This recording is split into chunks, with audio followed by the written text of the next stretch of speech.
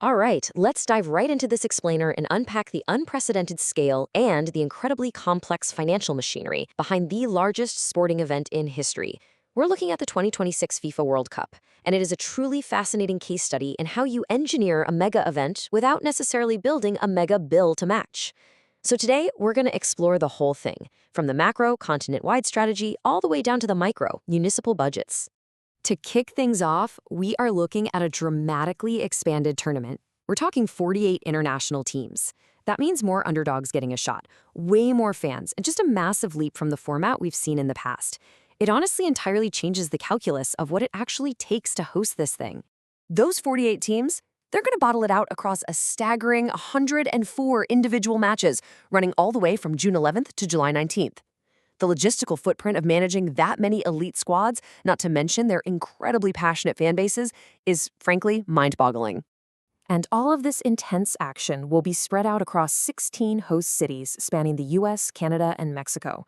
We're talking about a joint hosting project on an unprecedented continental scale. To truly grasp how this all works, here's our agenda.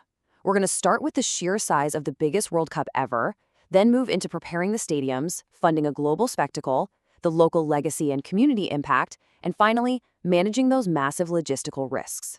Let's start with Section 1, the biggest World Cup ever, taking a quick look at its unprecedented scope and scale.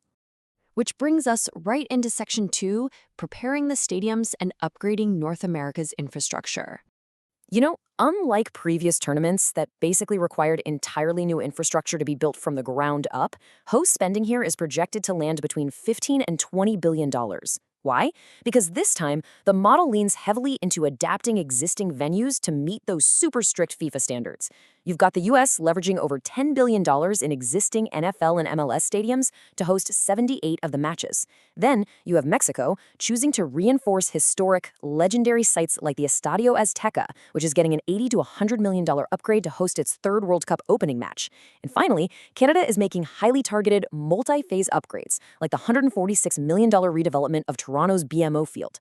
Basically, everyone is playing to their own infrastructural strengths instead of building multi-billion-dollar spectacles from scratch. Now for Section 3, funding a global spectacle. Let's zoom right into Toronto's $380 million budget to see exactly how this works on the ground. If you really want to understand how a local municipality actually absorbs these kinds of massive costs, Toronto's highly detailed 2025 budget notes are perfectly revealing. Their $380 million bill is actually surprisingly balanced. Over half of it, exactly 53%, is covered by provincial and federal grants.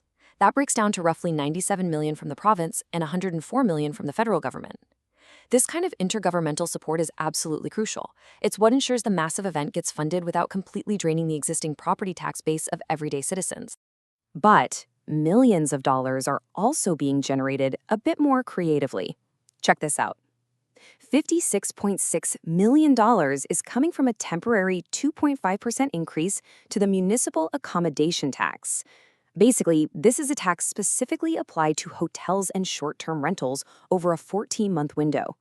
It's a super pragmatic approach, right? Because if you're visiting Toronto during this time, you'll essentially be helping to foot the bill for the infrastructure you're directly using. Finding the money is one thing, but allocating it is a whole different beast. It requires just an immense amount of bureaucratic coordination across different city divisions.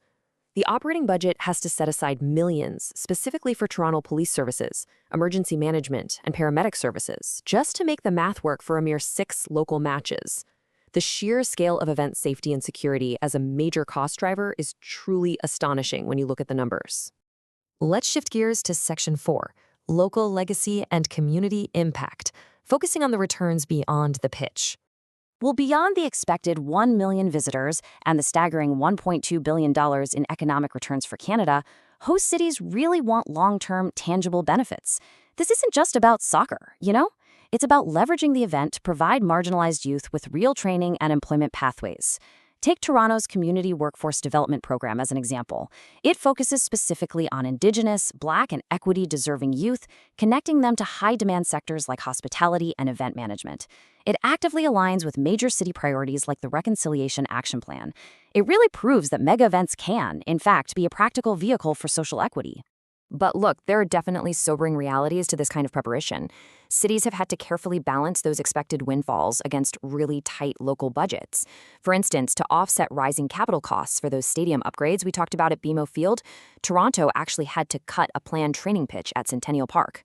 They had to reduce it from 2 pitches down to just 1. It's a perfect real-world example of the pragmatic, sometimes painful compromises required when you're managing a $380 million localized budget. And that leads us to Section 5, managing logistical risks, looking at the real threats to the tournament. Because it's not all just rosy economic projections and shiny stadium upgrades. We really need to look closely at the physical and logistical hurdles that are genuinely threatening a smooth execution of this tri-country spectacle. When you combine the constraints of multi-purpose stadiums with wildly unpredictable climates across 3 massive countries, what are the primary friction points organizers are racing against the clock to solve? Let's break these down, because they're fascinating. Adapting existing NFL venues sounds incredibly efficient on paper, but it requires some pretty costly sacrifices in reality. For instance, MetLife Stadium literally has to rip out 1,740 permanent seats just to accommodate a wider 80-meter soccer pitch to meet FIFA's rules. And because of physical alterations exactly like this, stadium owners are losing out on highly lucrative premium suite revenue. And let's be real.